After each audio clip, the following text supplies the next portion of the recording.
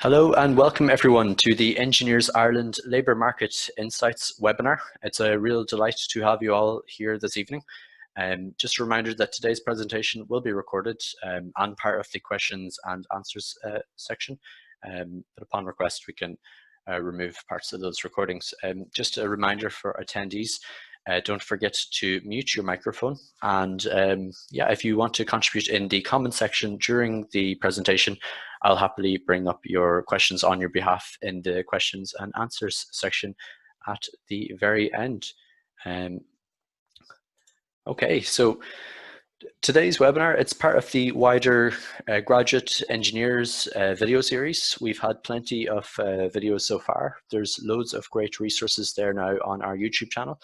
Whether you want to find out about having a career as a consultant engineer, find out about kind of how your engineering degree can lead to a career in innovation, or indeed learn more practical things like what it might mean for your career if you were to undertake a PhD. There's loads of great resources now recorded and up on the website there, as this one will be after today's webinar. And just to flag, we also have really cool upcoming events. So two of the upcoming events after tonight's webinar is we're taking an in-depth look at a career in energy engineering, which is going to be more topical than ever before with the EU's kind of push towards the Green New Deal. And as well as that, a deep dive into the idea of kind of medtech, medical device engineering. So those are the next two following Mondays. To remind you, one of the big reasons we're doing these webinars is we want to build awareness in our community about the offer of free graduate membership for students who are graduating in 2020. It's €700 off your membership fees in the first 4 years of your career. And we're really invested in this because we do believe in the future of our engineers. It's super easy to do. You can do it on your mobile phone. You can do it while you're watching the webinar or afterwards. All you need to do is log into your membership profile. And if your student profile is in the year of its graduation, that little icon will become available to transfer to full member. I'm going to introduce both our speakers now before I hand it over to our first speaker. So I'm just going to give a kind of oversight into both the backgrounds.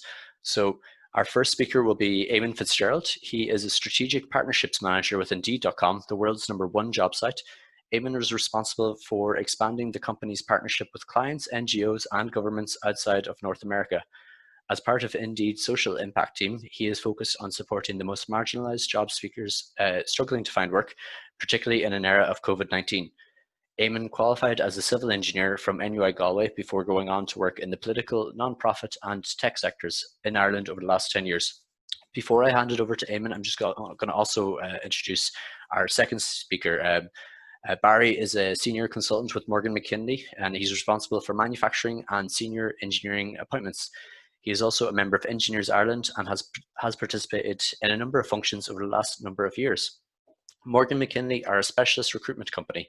The engineering team consists of experienced consultants focusing on manufacturing, automation, maintenance, process quality, and construction roles throughout Ireland. Morgan McKinley recruits for a mix of contract and permanent positions. So I'm going to stop sharing my screen, and I guess as Eamon gets his screen share ready, I just want to kind of further set the scene for Eamon to do the same. So Eamon, without further ado, I hand over to you. Thank you, sir. No pressure with that introduction. Hello to everyone on the call. Thanks for joining us today.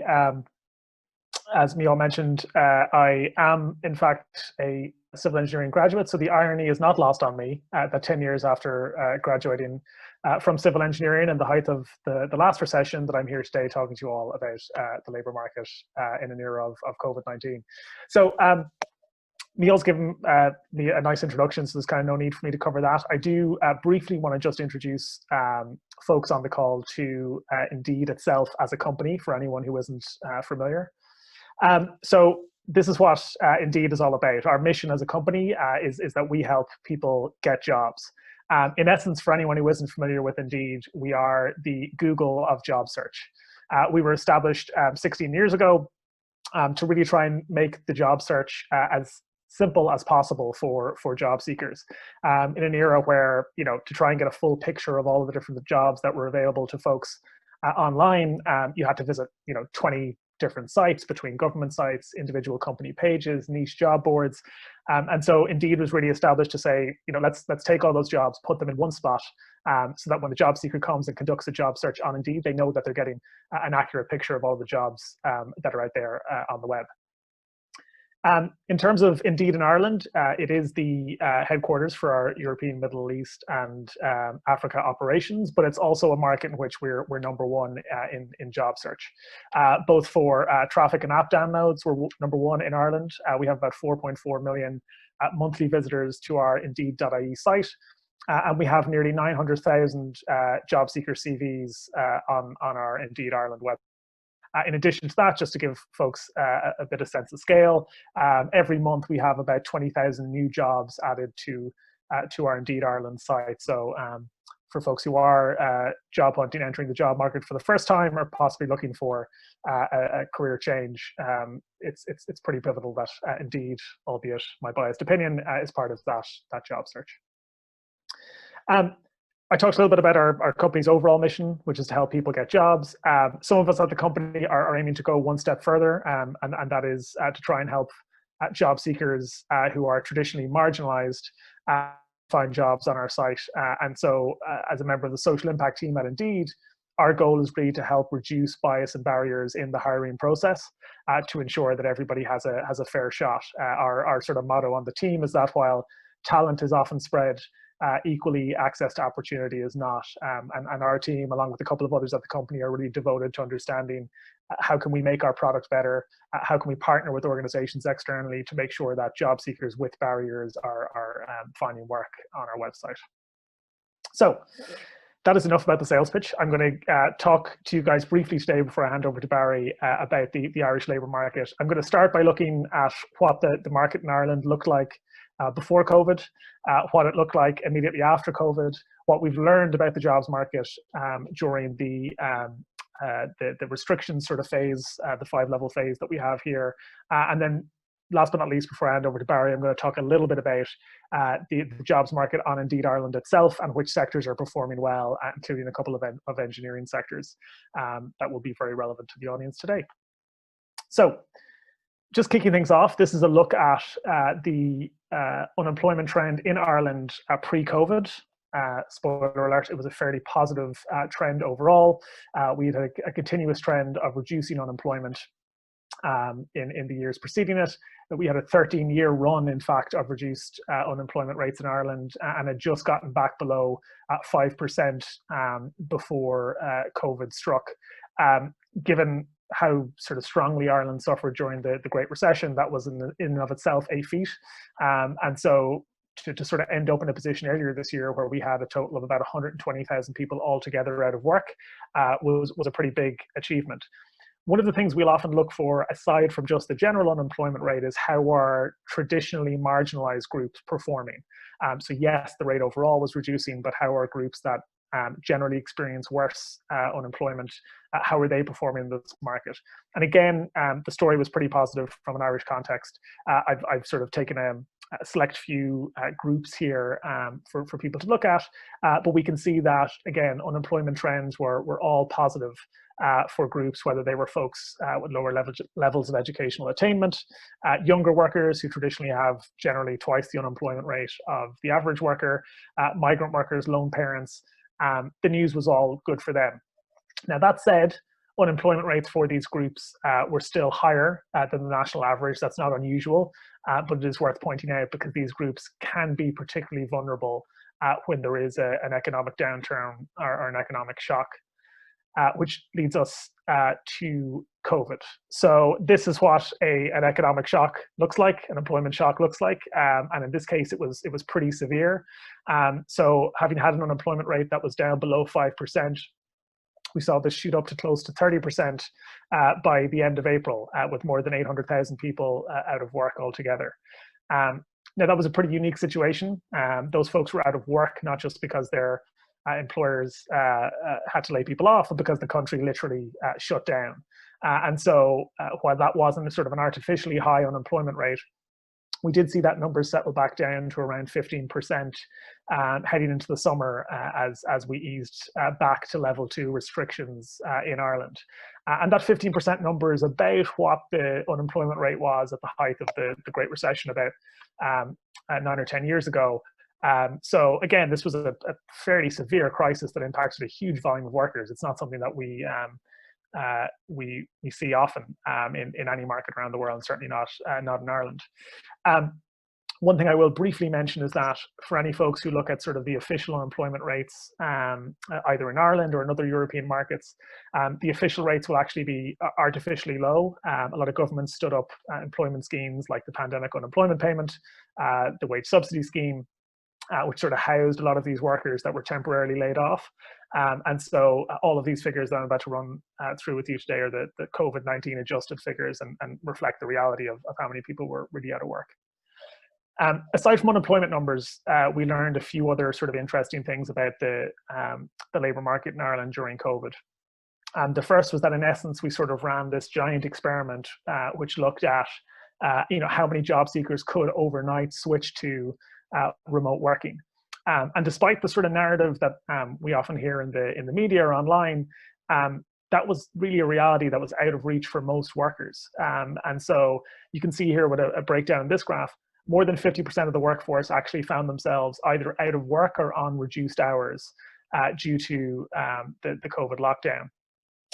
And straight away you already have more than 1 in 2 workers who are on reduced income or out of work altogether. That's not a positive story.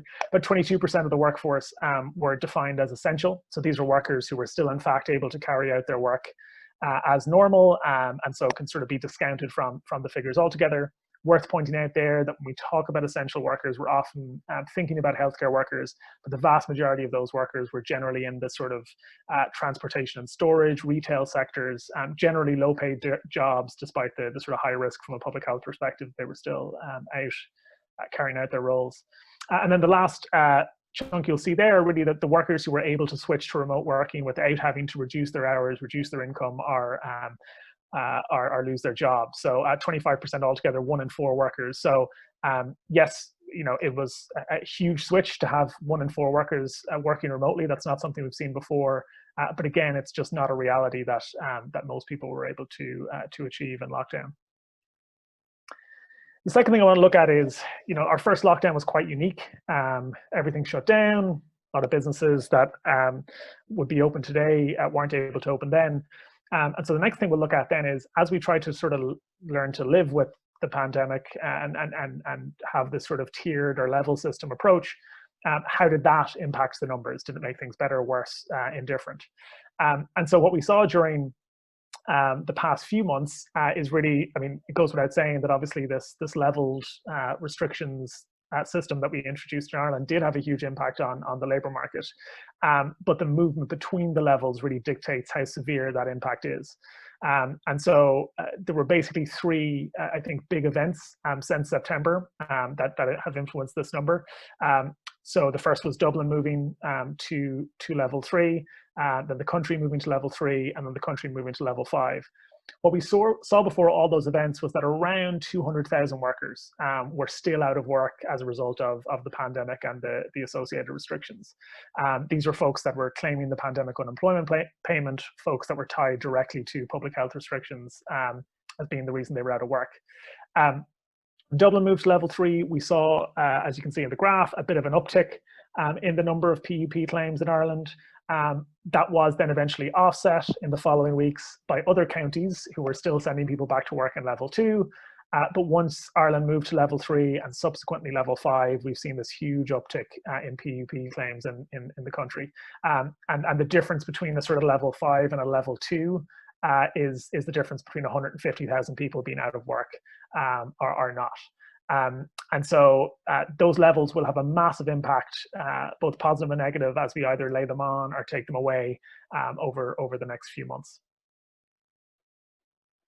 The next thing I want to touch on briefly is this concept of a K-shaped recovery. So we've heard lots of people use this phrase to try and describe what's happening right now in the labour market. For anyone who isn't familiar with this, the general suggestion is that for some folks and some sectors, some workers, things are getting consistently better, and for other folks, things are getting consistently worse. I don't know whether this is good news or bad news for folks on the call, but generally things are getting kind of worse for everybody, albeit to differing degrees. Looking at the PUP claims over the last few months, there is only one sector in Ireland that's actually seen a reduction in PUP claims, and that's the education sector. Every other sector, as you can see in this graph, has seen an uptick in the number of people out of work as a result of COVID restrictions. That said, there are certain sectors, certain workers who are disproportionately impacted by this. Again, you'll see it from the graph. None of this will be surprising. Folks in the beauty and wellness sector, hospitality and tourism, arts and entertainment, retail, have seen huge upticks in unemployment figures that far exceed what a lot of the other sectors have seen. And even within those figures, again, we'll see specific types of workers impacted. So, younger workers in general are disproportionately impacted by these. So the reason I say this is that, there isn't some sort of magic sector or job you can be in to avoid the impact of these restrictions. It is happening elsewhere, but certainly for folks who are in sort of higher skill, higher wage roles, the impact has been lessened slightly. Now, that's enough about sort of the labour market. Let's talk a little bit about what the market looks like on Indeed. So this graph shows a 7-day moving average of job posts on our platform in Ireland. As of sort of mid-October, our 7-day average was down about 28% compared to 2019 figures. That looks obviously quite severe, depressing. It is a big drop, but when you consider that we actually hit the floor in terms of job postings this year in June, we were down 57% in that month. So since the summer, we've sort of gradually been recovering a lot of the jobs that were lost earlier in the year. Also worth pointing out that by comparison to other countries, Ireland is sort of holding its own. So France, the 7-day average is down 27%, it's down 21% in Germany. In the UK, it's much more severe. So they've really struggled to regain job postings post the initial first wave of the virus. They're down 44% compared to the same period last year. So Ireland's actually doing quite well, particularly given that we're generally quite an open and exposed economy, that we're sort of holding our own with our European counterparts in this regard. And then the last graph I'm going to show you here now is sort of jobs by sectors. So how are individual sectors on Indeed Ireland performing? The first thing to point out is if we take the first 10 months of this year altogether, we've seen 33% fewer jobs posted on our platform than the first 10 months in 2019.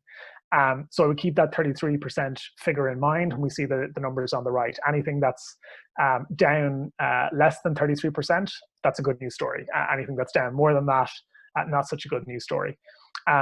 So you'll see as well, I've put the top performing sectors, worst performing sectors, and I'll touch on the engineering sectors in a second. In terms of poorly performing sectors, again, a lot of the stuff we talked about earlier on, food prep, beauty and wellness, hospitality and tourism, down significantly compared to 2019. Roles that are doing much better, roles that are actually up on the 2019 figures, again, are generally sort of health and social care related. Not surprising that we've hired more nurses this year, given that we're in the middle of a pandemic, so that all makes sense.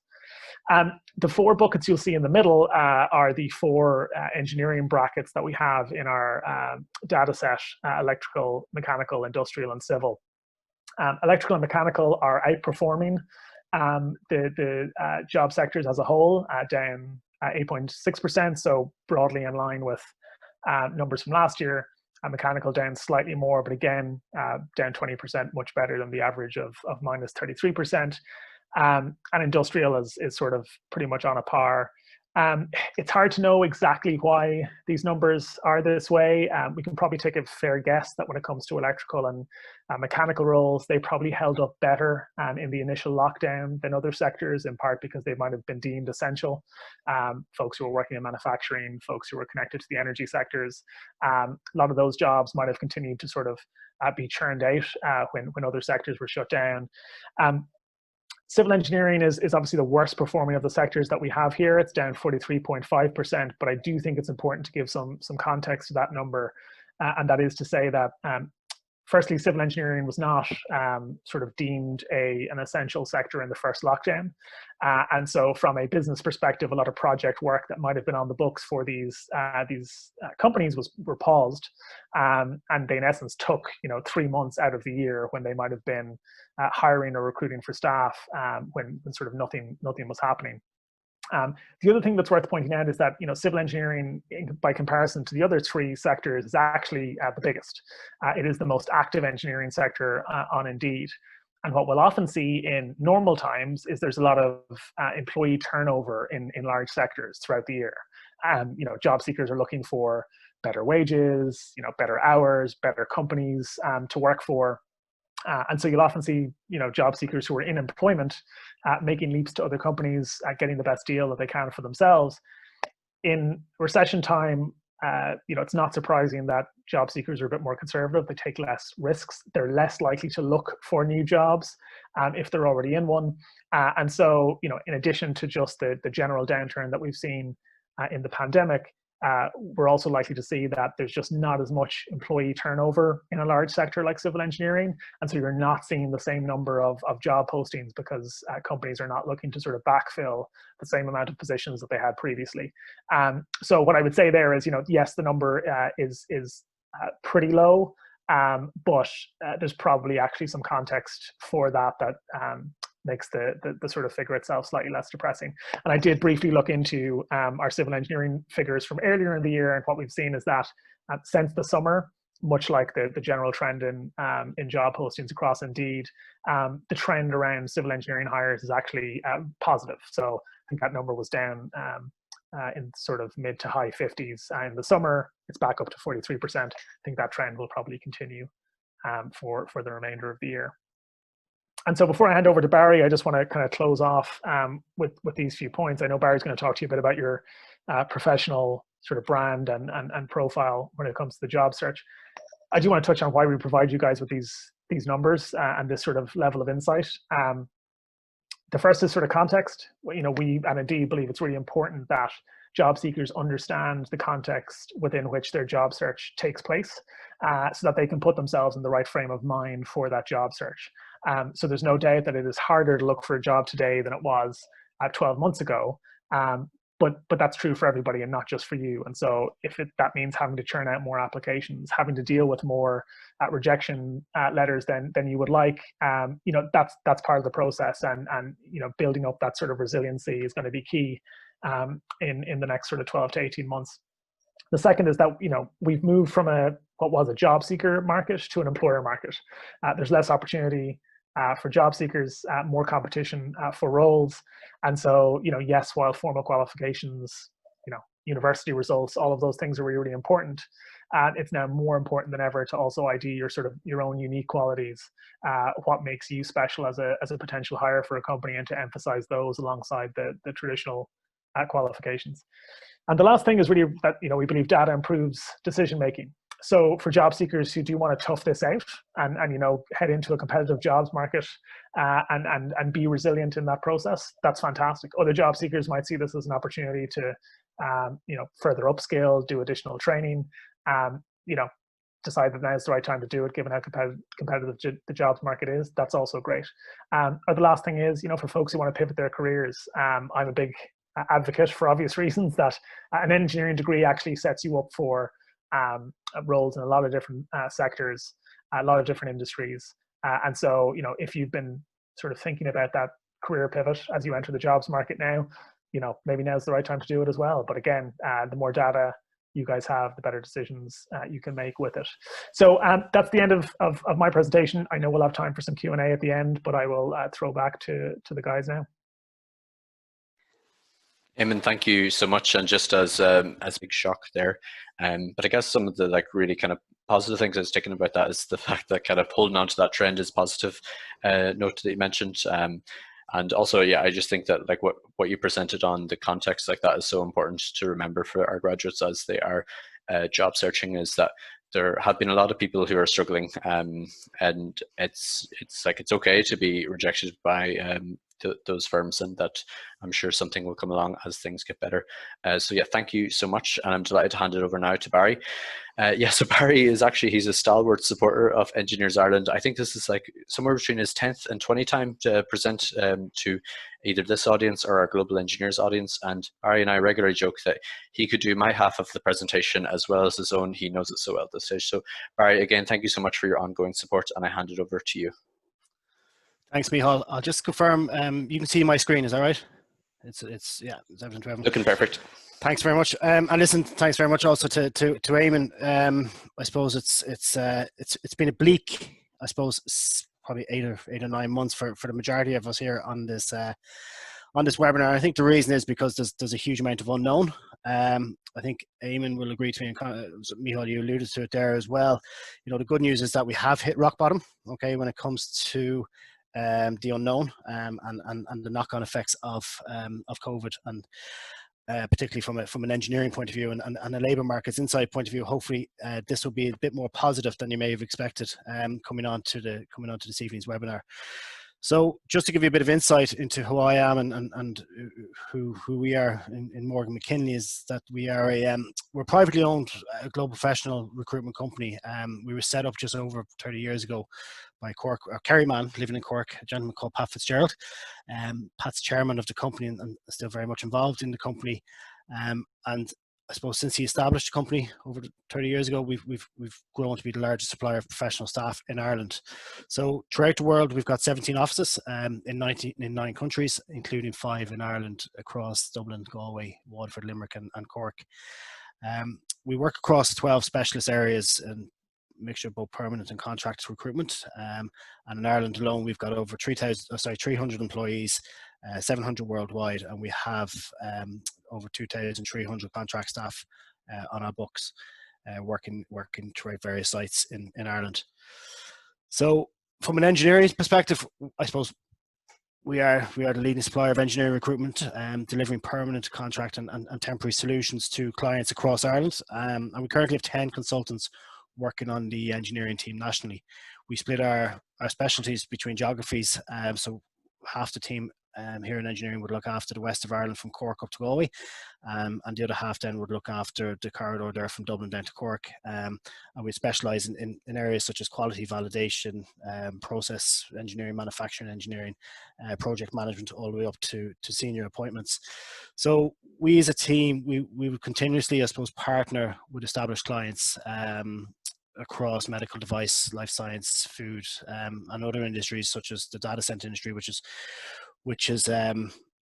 really, I suppose, not taking advantage of COVID, but it's really kicked on since last March, and that might be an indication, would be one of the reasons why, as Eamon alluded to, the mechanical and engineering roles wouldn't have been affected as much as some of the other disciplines here in Ireland, because I know the likes of Amazon, they're now become a huge employer to a number of engineers throughout Ireland, because of the presence that they have in the data center industry has really gone from strength to strength. And that's as a result of a couple of reasons, I suppose. One is because so many people are working from home, and they're using the likes of Netflix, Amazon, everything else, all of the online portals more and more.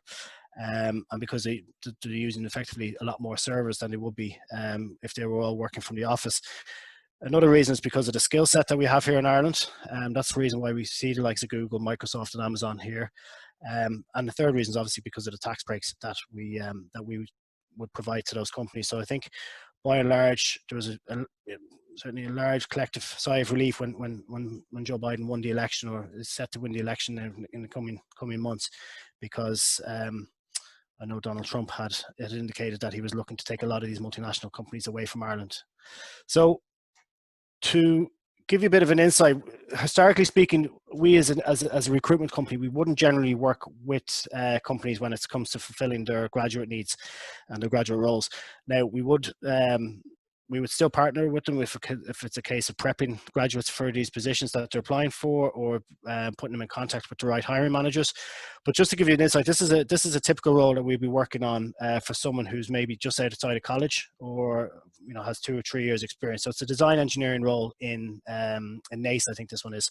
So effectively, they're looking for someone who has that 2 years experience who has maybe worked with Autodesk Inventor, has a proficiency in SolidWorks, or who has that keen interest in design engineering, and obviously has that relevant degree in engineering as well. So as I said, we do from time to time work with large multinational companies on graduate programs and graduate roles, but by and large, we would usually be working with engineers who maybe have 2 or 3 years experience under their belts. The engineering market as a whole then, so it's, I suppose, as I said, it's not as bleak as maybe we had forecasted it early on in the year. This information here, which is provided by the IDA, this was provided last year, but things still very much stand. So the biopharmaceutical industry, for example, has made a huge capital investment of approximately 8 billion in new facilities in Ireland. Most of this has come in the last 10 years, and this represents close to the biggest wave of investment in new biotech facilities anywhere in the world. So since we've seen that, since that quote was released by the IDA, we've seen a number of new initiatives and plans to invest and develop in Ireland, the likes of Pfizer in recent weeks. And I think Gilead, there's a large expansion going on there as well, and they would all have come through the IDA. Pre-COVID, it was forecasted that there would be over 5,500 new jobs created in the engineering sector in Ireland in 2020. That has probably gone down slightly, but the good news, as I said earlier, is that these figures are set to grow.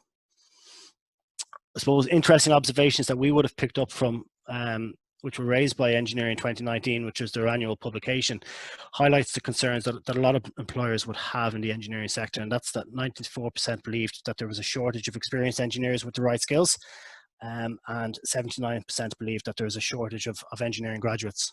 And again, those numbers wouldn't have decreased too much. So due to continued shortage of across some areas in engineering, 60% of employers are taking the appropriate steps to upskill their employees. So more and more, we're seeing a lot of, I suppose, what would be deemed trade qualified professionals, like mechanics, electricians, plumbers, who are looking to upskill and maybe take part in a third level qualification. And a lot of employees are starting to facilitate that by providing them with maybe the funding that's needed, or giving them time off to attend lectures, or maybe even time off to prepare for exams.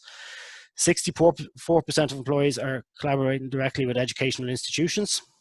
And I'll touch on that in the second part of this.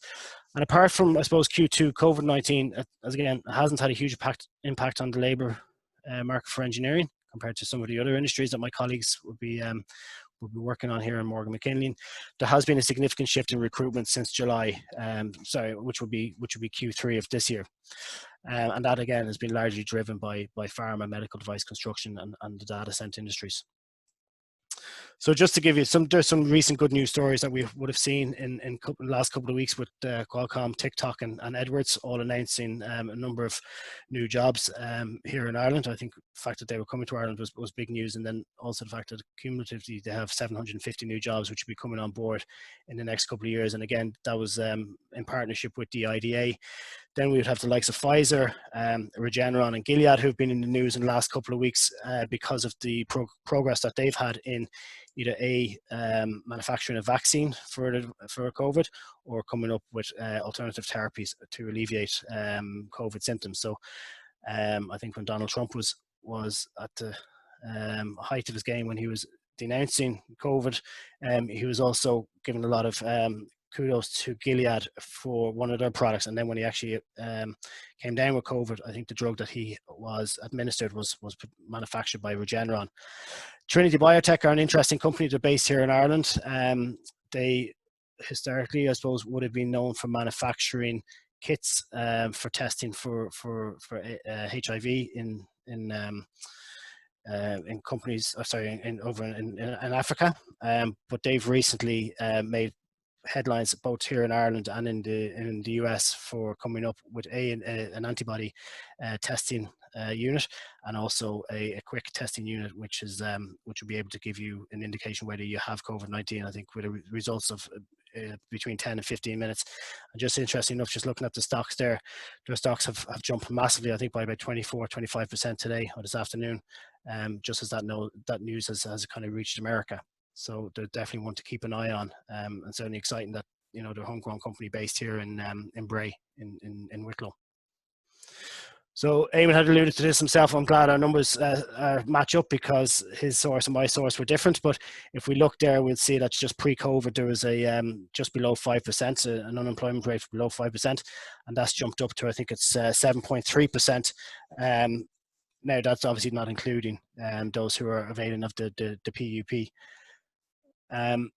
So a recent survey, I think this was released on the 27th of October, which is relevant to a lot of the members of this webinar. It's released by the Association of Higher Education Career Services, and they carried out a survey in June and July of this year. So when things were looking very, very bleak in June, and when things started to turn a corner in July, these results came through. So the big question that they asked was, how many graduate vacancies does your organization expect to have for 2021? And how does this compare with 2019 and 2020? So this is particularly relevant for a lot of people on this call who are, looking to maybe apply for roles over the coming months. So overall, 46% of respondents indicated that they will recruit approximately the same number of graduates as last year, and possibly more. 17% will recruit less than 2019, and 6% are planning to cancel their graduate recruitment plans for 2020. I have heard a number of positive stories where a lot of engineering companies had planned to bring on board a number of graduates this year. Obviously, there was a lot of unknowns and a lot of worry. So what they did is they actually provided for those graduates to go back to college and carry out a master's, and they paid for them to do so.